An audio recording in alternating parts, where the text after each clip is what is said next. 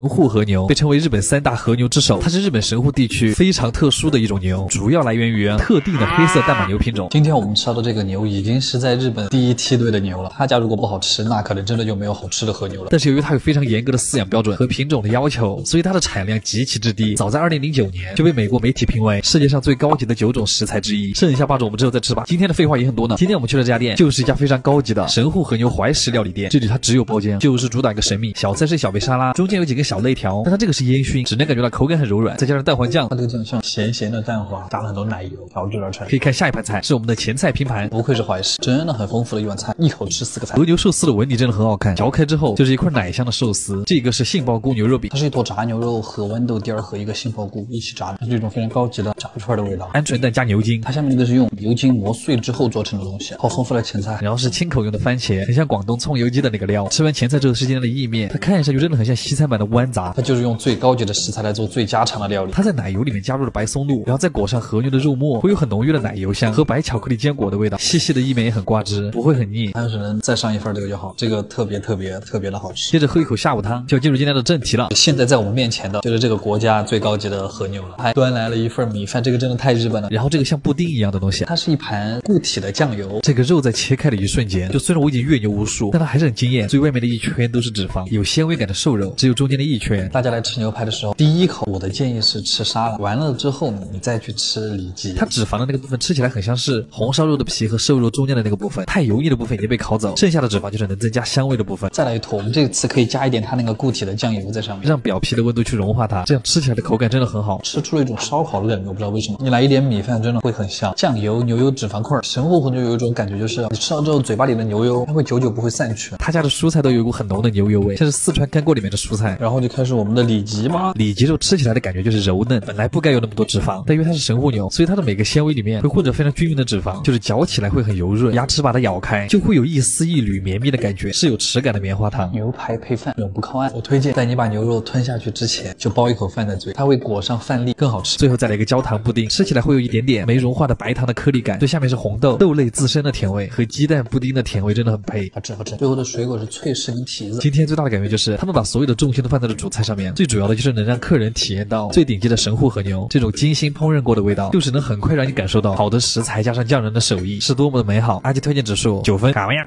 这么久没更新，干什么去了？其实主要是回国了，时隔4年终于回来了，我好兴奋啊！这次来上海主要2件事儿，一是来参加个大博主的婚礼，二就是今天这家店了。早就听说上海有很多好店，但是今天这家本帮菜不仅拿了3年的米其林，还拿了3年的黑珍珠，什么牌面啊这么大？这次回国主打一个见世面，这是我回国之后探的第一家店。我真的很喜欢上海的晚上，华灯起，夜色阑珊，感觉很让人安心。你好，我是刘，7点半预定的3位，但他们2个还没来，我先到了，我可以进吗？可以啊，这个餐厅是真的很大，进门的这面墙也很牛，点菜的时候就能感受到服务态度是真的好。餐前小菜会送一个酸桃子，很脆，主要是清口用的。第一个菜就非常的重磅，九转小肠，看看它有没有保留一些东西啊。他家把小肠卷得特别的紧实，再加上小肠很瘦，是特别有层次感的劲道，油香油香的卤水，很想直接泡饭吃。然后是他们家的特色菜花雕醉虾，虾身里面塞了满满的溏心虾膏，真的很夸张，料汁有一种淡淡的梅子味。一嚼它，里面的虾膏会被挤出来，摊在舌头上的体验真的很美妙，但是有点贵。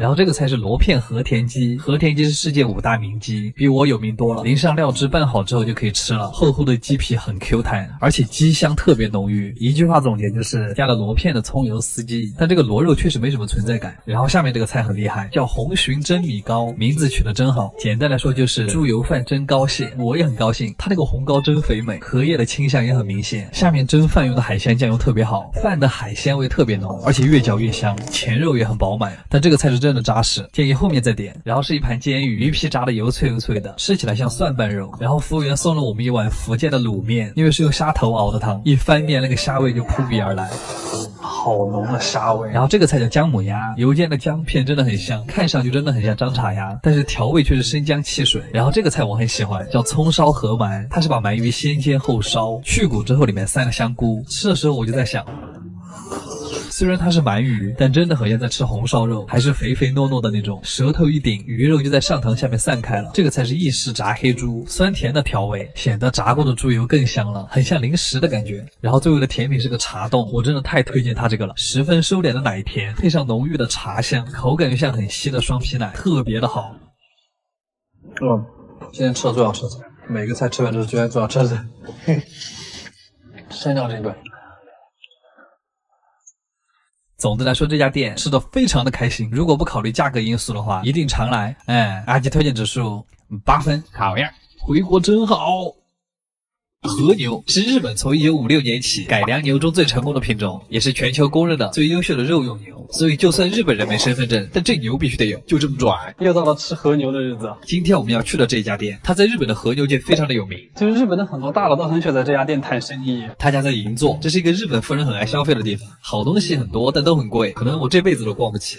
好了，不要讲那么多废话，再讲一点吧。こんばんは。17時半予約したようです。2人で。こんばんは。こんばんは。前菜的设计非常奢华，一个小木盒子里面装了鱼子酱、和牛、海胆，鱼子酱的爆破感加上海胆的鲜甜，我怎么感觉这个菜可以单飞？我第一次前菜吃出了过瘾的感觉。在他家吃肉的体验会很好，会有一个非常专业的烤肉师。里脊算是和牛里面比较瘦的，但就算这样一口下去都很软，因为它的肌肉里面还是挤满了很多脂肪。里脊也是牛身上最稀有、最珍贵的部位，只有吃里脊的时候才会有那种感悟，原来牛肉本身是有味道的。软原生的，嚼一口不油腻的固体脂肪。后切牛舌是最难烤的一个部位，这一块是舌根肉，舌头上面最软最肥的部分。嚼牛舌真的是一种享受。其实我觉得不挤柠檬更好吃，因为我喜欢粉色部分那个奶味儿，又韧又软，也只有和牛的牛舌才能做到这种感觉。每一次吃横膈膜肉，咀嚼的每一下里面都有水冒出来，你能喝到牛肉汤。而且他家每一块肉的调味都不一样，淡淡的孜然味就很像烧烤。他家的沙拉真的很厉害，是用熟成的牛舌来做的，当然还是沙拉。下个菜，烤和牛虽然真的很好，但是多吃2口就会很腻。这个时候来一口白桃味的元气森林真的太解腻，